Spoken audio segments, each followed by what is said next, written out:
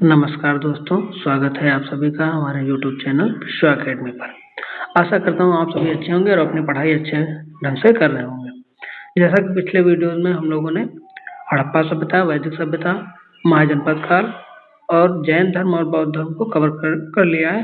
उसी के क्रम में हम लोग आज मौर्य एवं मौर्योत्तर साम्राज्य कवर करेंगे। तो नेक्स्ट पहले क्वेश्चन शुरू करने से पहले मैं आपको पहले ही बता दूं कि आज मैं प्राचीन इतिहास समाप्त कर दूंगा। इसमें मौर्य मौर्योत्तर काल, इसके बाद गुप्त काल और उसके बाद आपका नेक्स्ट क्या रहेगा, गुप्त काल के बाद गुप्तोत्तर साम्राज्य, प्राचीन साहित्य का, राजपूत वंश, पाल वंश, दक्षिण भारत, चोल वंश, चालुक्य वंश, ये सभी आपका इसी वीडियोज में समाप्त करने की कोशिश करूंगा। तो बिना किसी देरी के आइए शुरू करते हैं और देख लेते हैं। पहला क्वेश्चन क्या कह रहा है, रुद्रा दमन के गिरनार शिलालेख में सुदर्शन झील का उल्लेख है, जिसका निर्माण किस मौर्य शासक के शासनकाल में हुआ। तो ये आपका चंद्रगुप्त मौर्य के शासनकाल में हुआ। किसमें? चंद्रगुप्त मौर्य के शासनकाल में हुआ। नेक्स्ट क्वेश्चन क्या कह रहा देख लेंगे इसके बारे में थोड़ा सा। रुद्रदमन के जूनागढ़, रुद्रदमन का जूनागढ़ या गिरनार, इसी को जूनागढ़ शिलालेख बोलते हैं, गिरनार शिलालेख बोलते हैं, ध्यान रखेंगे। के अनुसार सुदर्शन झील का निर्माण मौर्य वंश के संस्थापक चंद्रगुप्त मौर्य के शासनकाल में हुआ। इस झील को चंद्रगुप्त मौर्य के आदेश पर सौराष्ट्र प्रांत के राज्यपाल पुष्यगुप्त वैश्य ने करवाया था। किसने करवाया था? पुष्यगुप्त वैश्य ने करवाया था। नेक्स्ट क्वेश्चन क्या कह रहा है, रुद्रदमन के गिरनार शिलालेख में वर्णित सुदर्शन झील के निर्माण का श्रेय किस मौर्य अधिकारी को दिया जाता है? तो अभी ने बताया क्या, पुष्यगुप्त वैश्य, पुष्यगुप्त वैश्य। नेक्स्ट क्वेश्चन क्या कह रहा, मौर्य वंश का संस्थापक कौन था? तो मौर्य वंश का संस्थापक कौन था? चंद्रगुप्त मौर्य। नेक्स्ट क्वेश्चन, निम्नलिखित में से किसे भारत की सबसे पुरानी मानव निर्मित झील माना जाता है, जिसका इतिहास 300 ईसा पूर्व माना जाता है? तो यही आपकी कौन सी है?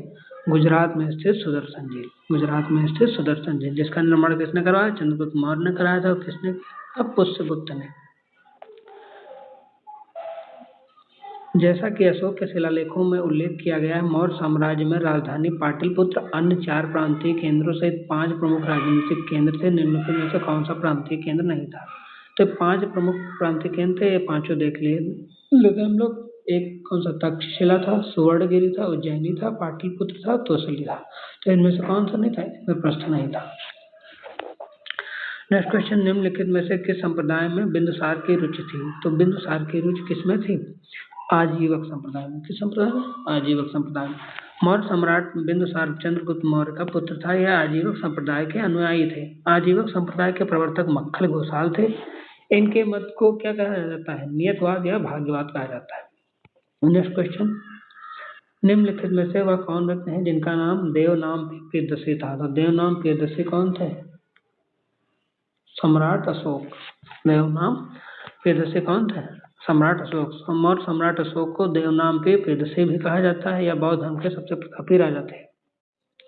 प्रियदर्शी एवं बुद्ध शाक इनके नाम थे। उनका राज्याभिषेक 269 ईसा पूर्व में हुआ था। राजा कनिष्क के शासन काल के दौरान दरबारी चिकित्सक का नाम बताइए।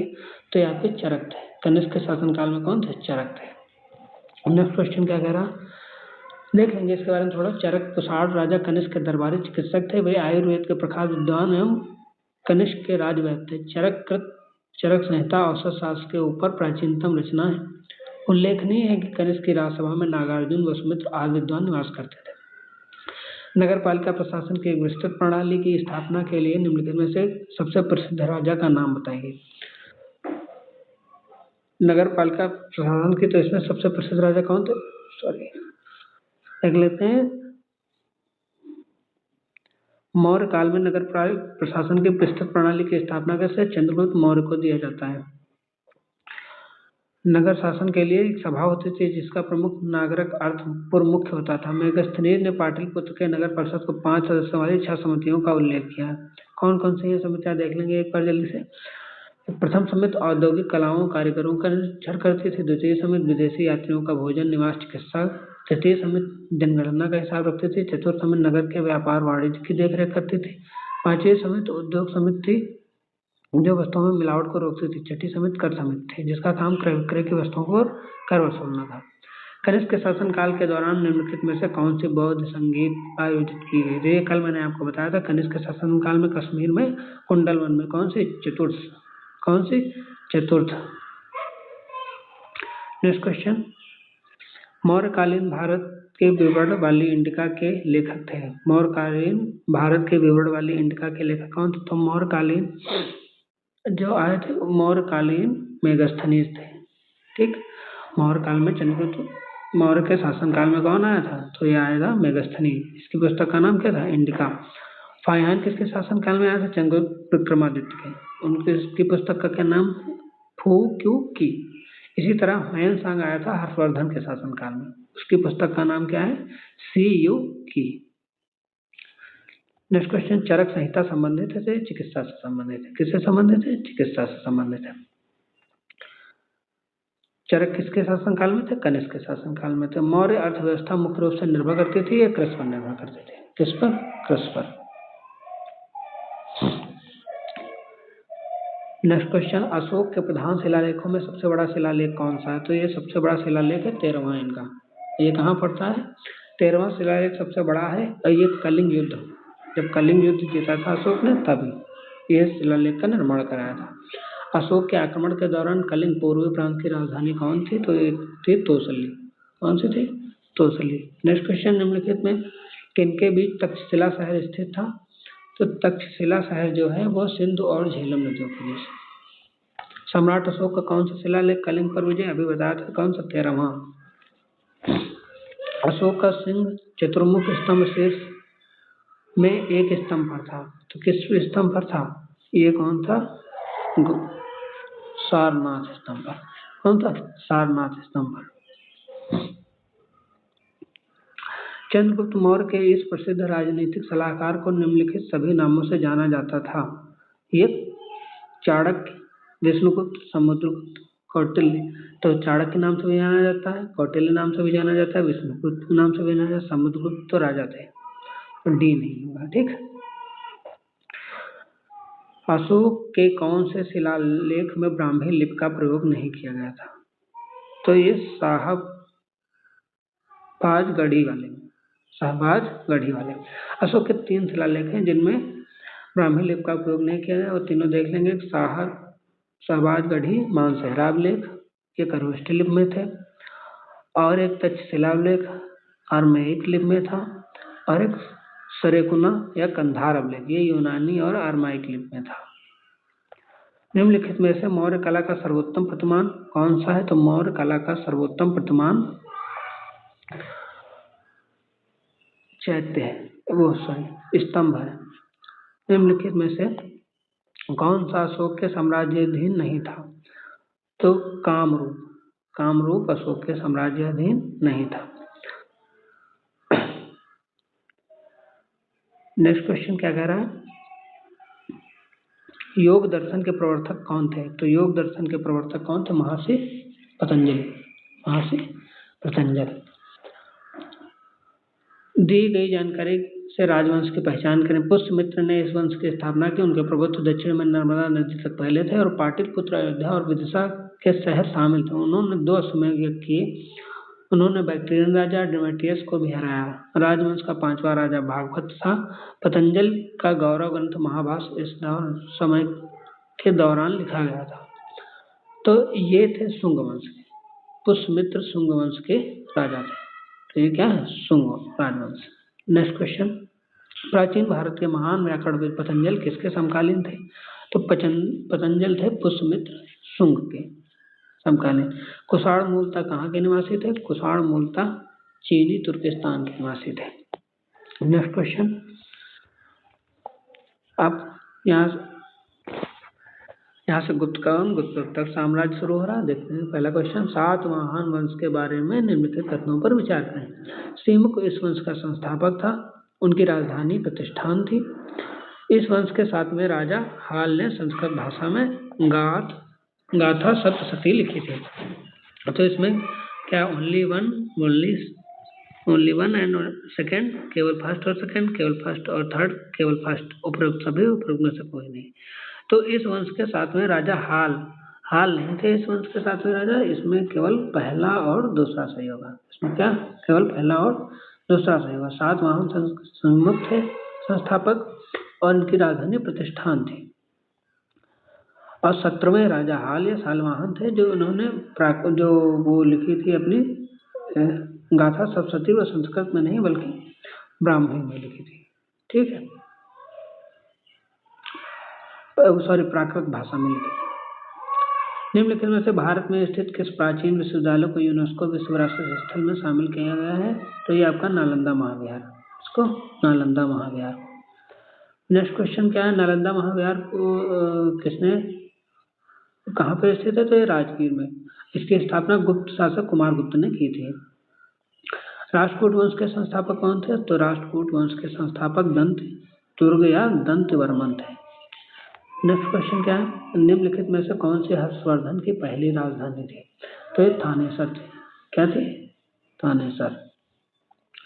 समुद्रगुप्त की प्रशस्त संस्कृत में एक कविता के रूप में किस कवि द्वारा रचित थी जिसे इलाहाबाद में अशोक स्तंभ पर अंकित किया गया था? तो ये थी आपकी हर्षेर द्वारा। हर्षेर ने समुद्रगुप्त की प्रशस्त को सुंदर कविता के रूप में रचा था। निम्नलिखित में से किस शासक के दरबारी कवि हर्षेर थे? तो अभी किसके? समुद्रगुप्त के। समुद्रगुप्त। निम्नलिखित में से किस शासक के दरबार में बहुत से विद्वानों को नवरत्न के रूप में अलंकृत किया गया था? तो ये किया गया था चंद्रगुप्त सेकंड। खगोलविद वराहमिहिर और कवि कालिदास किसके दरबार का हिस्सा थे? तो खगोलविद वराहमिहिर और कवि कालिदास जो थे वो विक्रमादित्य यानी चंद्रगुप्त विक्रमादित्य के। हर्षवर्धन और के शासन काल के दौरान निम्नलिखित में से कौन सी राजधानी थी जो थानेसर से स्थानांतरित की गई थी? तो ये हर्षवर्धन के शासन काल में जो कन्नौज, कौन से थे? कन्नौज थी। नेक्स्ट क्वेश्चन, भारतीय इतिहास में धन्वंतरी कौन थे? धन्वंतरी क्या थे? चंद्रगुप्त विक्रमादित्य के सभा को सुशोभित करने वाले प्रसिद्ध चिकित्सक थे।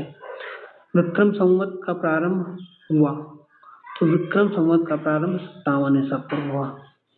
विक्रम संवत किसने चलाया था? विक्रमादित्य ने चलाया था। शक संवत 78 ईस्वी में चला, कनिष्क ने चलाया। हिजरी संवत 622 ईस्वी में मोहम्मद साहब ने चलाया।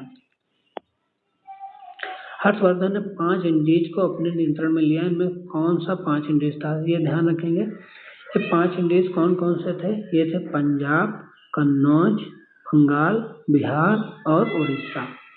पंजाब, कन्नौज, बंगाल, बिहार और उड़ीसा। नेक्स्ट क्वेश्चन, वह स्थल जहां हर्षवर्धन ने बौद्ध महासम्मेलन का आयोजन किया था। तो बौद्ध महासम्मेलन का आयोजन कहाँ? प्रयाग में किया था। कहाँ किया था? प्रयाग। कन्नौज से पूर्व हर्षवर्धन कहाँ का शासक था? तो कन्नौज से पूर्व हर्षवर्धन शासक था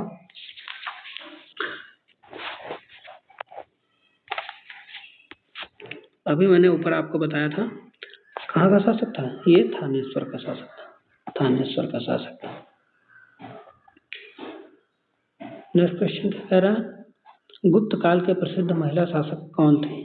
महिला शासक कौन थी गुप्त काल की? तो ये आपकी थी प्रभावती गुप्ता। कौन थी? प्रभावती गुप्ता।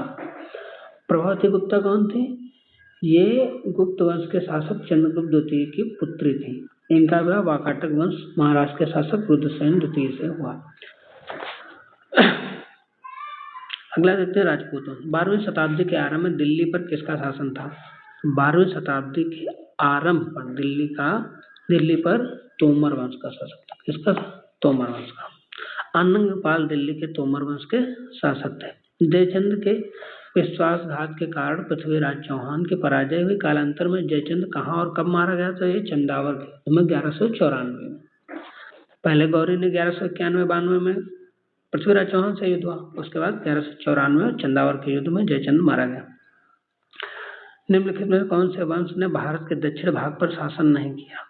तो भारत के दक्षिण भाग पर राजपूत वंश ने शासन नहीं किया। बाकी चेर, चांद, चोल ये सब कहाँ के हैं? दक्षिण भारत के ही हैं। नेक्स्ट क्वेश्चन क्या कह रहा है? पाल वंश। पाल साम्राज्य भारत के किस हिस्से से संबंधित है? पाल साम्राज्य भारत के पूर्वी हिस्से से संबंधित है। पाल साम्राज्य का विस्तार भारत के पूर्वी हिस्से मुख्यतः बंगाल और बिहार में था। पाल साम्राज्य मध्यकालीन भारत का महत्वपूर्ण राजवंश था जो 750 से 1174 ईस्वी तक चला। इस साम्राज्य की स्थापना किसने की थी? गोपाल ने की थी। इस वंश की राजधानी मुंगेर थी। पाल वंश का सबसे महान शासक धर्मपाल था। जिसने विक्रमशिला विश्वविद्यालय की स्थापना की। पाल वंश का पहला शासक कौन था? गोपाल, जिसने क्या किया था? पाल वंश की स्थापना की थी। दक्षिण भारतीय राजवंश चोल और चालुक्य, पल्लव, संगम वंश। निम्नलिखित में से कौन सी नदी ऐतिहासिक रूप से कर्नाटक के दक्षिण में बंटवाल नदी के रूप में जानी जाती थी? तो ये आपकी कौन सी? नेत्रावती नदी। कौन सी? नेत्रावती नदी। नेक्स्ट क्वेश्चन, निम्नलिखित में से कौन सा मंदिर पल्लव राजवंशों के शासन के दौरान बनाया गया था? पल्लव ने महाबलीपुरम, याद रखेंगे, महाबलीपुरम मंदिर का किसने बनाया था? पल्लव वंश ने। नेक्स्ट क्वेश्चन, निम्नलिखित में से कौन सा संग्रहालय संगम युग के दौरान तमिलों के जीवन को प्रदर्शित करता है? तो ये आपका हो जाएगा कीझाड़ी संग्रहालय। कीझाड़ी संग्रहालय तमिलनाडु में है। कहाँ है? तमिलनाडु में। चोल साम्राज्य के संस्थापक निम्नलिखित में से कौन थे? तो चोल साम्राज्य के संस्थापक विजयालय चोल थे। कौन थे? विजयालय चोल थे। निम्नलिखित में से कौन सा शिव मंदिर चोल शासकों के संरक्षण में नहीं बनाया गया? तो चोल शासकों ने कौन कौन से मंदिर बनाए? देखो, नटराज का मंदिर बनाया, उन्होंने पलाईवन नाथर का मंदिर बनाया तंजावुर में, बृहदेश्वर मंदिर बनाया, ये गोंडेश्वर मंदिर जो सिन्नार का है ये नहीं। ये मंदिर किसने बनवाया था? गोंडेश्वर मंदिर का निर्माण यादव वंशी राजकुमार राजगोविंद ने करवाया था। महोदयपुरम के चेर साम्राज्य में बोली जाने वाली संभावित भाषा क्या थी? तो ये थी संस्कृत, मलयालम। नेक्स्ट क्वेश्चन क्या कह रहा है? सिंचाई के लिए 16 मील लंबी चोल झील का निर्माण किस चोल शासक ने करवाया था? तो राजेंद्र प्रथम ने करवाया था। किसने करवाया था? राजेंद्र प्रथम ने करवाया था। कौन सा साहित्य संगम साहित्य के रूप में प्रसिद्ध है? कौन सा साहित्य संगम साहित्य के रूप में प्रसिद्ध है? तो ये आपका तमिल भाषा में लिखे गए प्राचीन साहित्य को साहित्य संगम कहा जाता है। तमिल भाषा में लिखे गए प्राचीन साहित्य को साहित्य संगम कहा जाता है। चोल अवलोकन के अनुसार जैन सभाओं को दान में दिए जाने वाले भूमि को क्या कहा जाता है? ये याद रखेंगे। देखिए, अगर गैर ब्राह्मण किसान स्वामी की भूमि थी तो उसे विल्लान वगाई कहा जाता है। अगर गैर ब्राह्मण किसान स्वामी की भूमि है तो उसे विल्लान गाई कहा जाता था। ब्राह्मणों को जो उपहार में दी जाती थी उसे ब्रह्मदेय कहा जाता था। किसी विद्यालय के रखरखाव के लिए जो भूमि दी जाती थी उसे शाला भोग कहा जाता था। तो जैन संस्थानों को जो दान में दी जाती थी उसे पल्ली छांदम कहा जाता था। उसे क्या कहा जाता था? पल्ली छांदम कहा जाता था। तो जैन सभाओं को दी गई क्या? पल्ली छांदम। नेक्स्ट क्वेश्चन, प्राचीन साहित्य एवं साहित्यकार देख लेते हैं जल्दी जल्दी से। निम्नलिखित में से कौन सी हर्षवर्धन द्वारा नहीं लिखा गया? तो हर्षवर्धन द्वारा कौन कौन सी रचनाएं लिखी गई? हर्षवर्धन द्वारा रत्नावली, प्रियदर्शिका, नागानंद। रत्नावली, प्रियदर्शिका, नागानंद। कादम्बरी किसकी? बाणभट्ट की। तो कादम्बरी हर्षवर्धन द्वारा नहीं लिखी गई। कादम्बरी के लेखक कौन है? तो कादम्बरी के कौन है? बाण है। इतिहास के निम्नलिखित ऐतिहासिक स्रोतों पर विचार कीजिए। इलाहाबाद स्तंभ लेख, कालिदास की रचनाएं, विशाख दत्त की मुद्रा राक्षस, राजशेखर की काव्य मीमांसा। उपरोक्त में से कौन सा स्रोत हमें गुप्त इतिहास? तो गुप्त काल के बारे में हमें उपरोक्त सभी बताते हैं। कौन सा? उपरोक्त सभी। नेक्स्ट क्वेश्चन, कश्मीर के इतिहास का विवरण देने वाली पुस्तक राजतरंगिणी राजतरंगिणी किसके द्वारा लिखी गई? कल्हड़ के द्वारा लिखी गई। प्राचीन भारतीय ग्रंथ अर्थशास्त्र के लेखक कौन है? तो ये हैं कौन? विष्णुगुप्त या कौटिल्य या चाणक्य। नेक्स्ट क्वेश्चन क्या है? शूद्रक द्वारा लिखित मृच्छकटिकम का साहित्य प्रकार निम्नलिखित में से कौन सा है? तो मृच्छकटिकम एक नाटक है। तमिल व्याकरण की कौन सी रचना है जिसे तमिल साहित्य की सबसे पुरानी मौजूदा रचना कहा जाता है? तो ये है तोलाकप्पियम। तोलाकप्पियम। नीतिसार राजनीति के तत्व जिसमें कौटिल्य के अर्थशास्त्र का प्रारंभिक मूल पाठ शामिल है, निम्नलिखित में से किसके द्वारा लिखा गया था? तो ये लिखा गया था कामंदक के द्वारा। नीतिसार कामंदक के द्वारा। निम्नलिखित में से किसने निरुक्त व्युत्पत्ति विज्ञान, भाषा शास्त्र और शब्दार्थ विज्ञान पर सबसे पुराना भारतीय ग्रंथ नामक पुस्तक लिखी थी? तो ये लिखी थी आपकी श्री यस्कराचार्य ने। विश्वकर्मा द्वारा रचित पुस्तक पंचतत्व जिसमें पशु दंत कथाएं कहानियां शामिल हैं, मुख्य रूप से मौखिक परंपराओं से संबंधित है, जो मूल रूप से निम्नलिखित किस भाषा में लिखी गई हैं?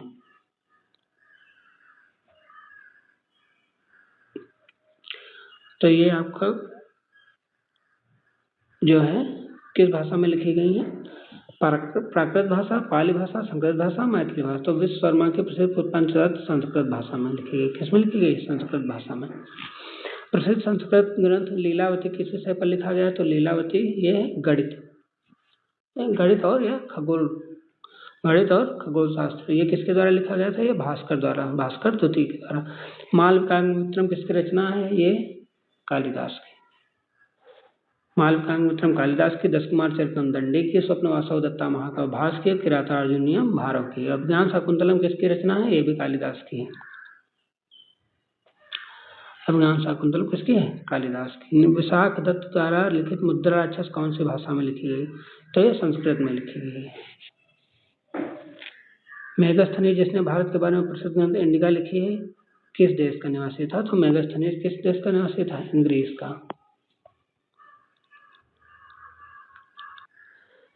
आइए जल्दी से स्थापत्य कला, चित्रकला, संगीत कला के बारे में देख लेते हैं। सारनाथ में धमेक स्तूप के बारे में निम्नलिखित में से कौन सा गलत है? तो निचले हिस्से के सामने वाले पत्थर पर मोर मूल की फूलों की नक्काशी है। स्तूप का आधार का व्यास 28 मीटर, ऊंचाई 43.6 मीटर है। राजा अशोक के द्वारा बनाई गई पुरानी संरचना को प्रतिस्थापित करने के लिए 500 ईस्वी में बनाया गया था। और हिरण्यपार्श्वपत्तनम में स्थित है, जहां बुद्ध ने ज्ञान प्राप्त करने के बाद पहला उपदेश दिया था। तो इसमें ये जो दिया है, निचले हिस्से के सामने वाले पत्थर पर मोर मूल की फूलों की नक्काशी है, ये नहीं है, बाकी सब सही है। ठीक है, नेक्स्ट क्वेश्चन। विजयनगर वास्तुकला द्रविड़ शैली का सबसे विकसित उदाहरण है। निम्नलिखित में से कौन सा मंदिर विजयनगर स्थापत्य शैली का है? तो ये है आपका विरूपाक्ष मंदिर। विरूपाक्ष मंदिर कहाँ है? विजयनगर, ये द्रविड़ शैली का है। विरूपाक्ष मंदिर कर्नाटक राज्य के हम्पी में है, तुंगभद्रा नदी के किनारे, ये भी याद रखेंगे। सोमनाथ मंदिर कहाँ है? गुजरात में। तिरुपति मंदिर आंध्र प्रदेश में है और मीनाक्षी मंदिर तमिलनाडु में है। विरूपाक्ष मंदिर कर्नाटक में। स्तूप के अर्धवृत्ताकार टीले के ऊपर देवताओं के निवास का प्रतिनिधित्व करने वाली बालकनी जैसी संरचना क्या कहलाती है? इसको बोला जाता है हर्मिका। क्या बोला जाता है? हर्मिका। त्रिरश्मि बौद्ध गुफा परिसर, जहाँ 3 नई गुफाएं खोजी गई हैं, किस राज्य? त्रिरश्मि गुफा ये महाराष्ट्र में है। निम्नलिखित में से कौन सा एक अनुचित युग्म है? इसमें देख लेते हैं। हम्पी स्मारकों का समूह विजयनगर, लिंगराज मंदिर सोमवंशी राजवंश, खजुराहो चोल वंश, हजार स्तंभ मंदिर काकतीय।